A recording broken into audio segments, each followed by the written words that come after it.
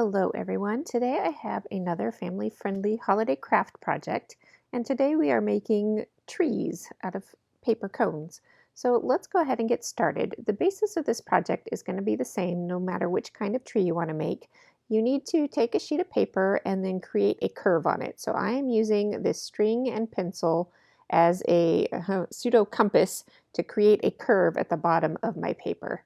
And then I'm going to fold one edge over just enough to give me a flap to glue this project together. And on an 8.5 by 11 sheet of paper, that was less than half an inch of a flap edge.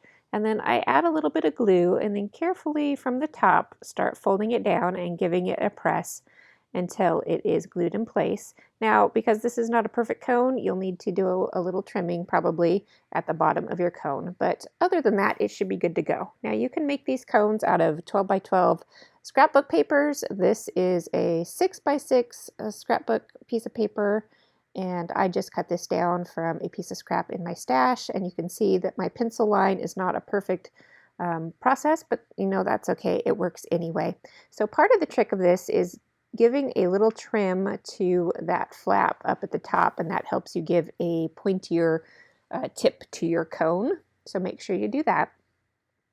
And here again, you can see that the cone is not perfect, so I will trim off that bottom section just a little bit. Now the heavier paper is going to require a little bit more patience with the glue as it holds everything together. And here you can see me making a small one. If you are working with kids on this project, it might be better to give them a smaller canvas to work on to work with their patience levels. And here you can see that if you're just using plain white paper, you can decorate it however you want. You could use markers, you could use crayons, you could use glitter glue, and I'll talk a little bit more about that later. Depends on your level of mess preference and time preference. I am going to show you a few other options for decorating through this video, so stay tuned. My favorite one is actually at the end of the video, so wait for that. Now here I am back with my patterned paper cone, and I am going to zhuzh this up a little bit. And I am just punching out red contrasting pieces here for that classic red and green look. Now you could do this again with the glitter glue, or you could use sequins or enamel dots, whatever you have to hand. I wanted to show this option as a recycling, upcycling option, and also if you're not already a paper crafter, you may not have the next option around, which is plenty of pattern papers to work with. And so you can just take those annoying advertisements that come in the mail and find sections of the flyers that are large color sections. So I cut out oranges, I cut out reds, I cut out blues, I cut out greens, and I'm just going to glue these little tabs of paper onto my cone, and I'm going to work in layers. I will go around the whole bottom edge and then move my way up the cone as I go, and add little branches basically to the tree. Here is what I'm doing in festive colors.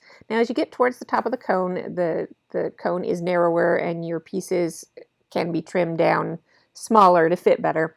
And then I'm just going to kind of curl them up a little bit, and with the newsprint weight paper you just have to give them a little bit of a curl, and that sets it up. Now here is actually my favorite way to do the same kind of idea. I am a paper crafter and I have lots of craft scraps around, and I don't want to just throw those in the recycling, so I save a bin at my feet and I come up with projects like this. Now here I am, because this paper is thicker, and if you are a crafter and you work with this paper, you know that cardstock is thicker and it will need a little more help to curve. So I used a pencil and I just curled it like the old scissors and curling ribbon method, but I use a pencil so it doesn't cut the paper. And I'm doing the same thing. I'm working in rows around the edge of my cone. Now this will take longer because these pieces of paper are smaller. There's a lot more of them. I'm working on a bigger cone. Here's a few tips to make it go. I will curve a whole pile of papers at once so that that part is ready to go, and that way when I'm gluing, I can just work around. Now I keep my hand inside the cone so that when I push the piece of paper against that cone, it has a solid surface, and then I kind of twist it a little bit to help squish out that glue because it is a lot of glue. You will get messy. Keep a wet cloth on hand. Now as you get towards the top of the cone, again the cone will be narrower, so I am curling, if you can see here, I curled the top edge of that paper around the pencil. Instead of doing the branch swoop, it's the other way, the other direction of the paper to get that curve to go around the cone. I hope that makes sense. If not, you can go back and slow me down, use the YouTube feature where you can slow me down and take a better look at it.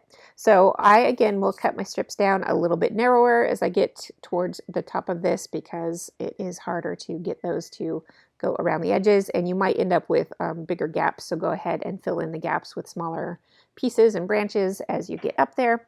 And then finish gluing, and you can certainly decorate these up more if you want. You can add, again, sequins, glitter, enamel dots, anything you want to do this. Put a star on top, but I like them just like this, especially in these variety of patterns of greens. I feel like they're very, very festive.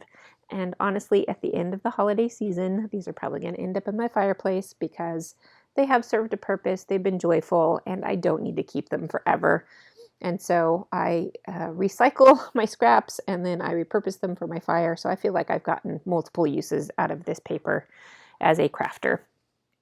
And let me leave you with a close-up of this project. I hope you enjoyed it. I will be back one more time this week with another family-friendly holiday project. I have another family-friendly holiday project next week. And then on Christmas Day, I am part of a Christmas mixed media scrapbook layout hop. So I hope you will join me for all of that. I'll see you next time.